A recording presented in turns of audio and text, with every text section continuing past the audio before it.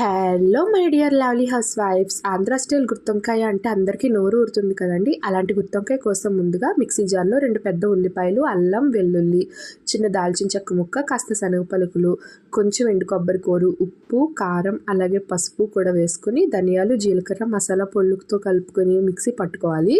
ఇప్పుడు కళాయిలో ఆయిల్ వేసుకొని వంకాయలు బాగా మగ్గించి తీసి పక్కన పెట్టుకోవాలండి.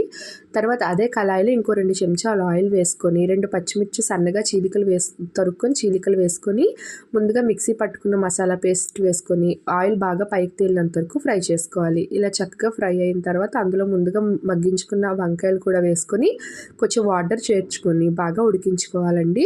నేను ఇక్కడ కలర్ కోసం కాశ్మీరీ చిల్లీ పౌడర్ వేస్తున్నాను. మీరు వేయకపోయినా పర్వాలేదు. లాస్ట్లో అంతా మగ్గిపోయిన తర్వాత కొంచెం కసూరి మేతి అలాగే కొత్తిమీర వేసుకొని స్టవ్ ఆఫ్ చేసుకోవడమే.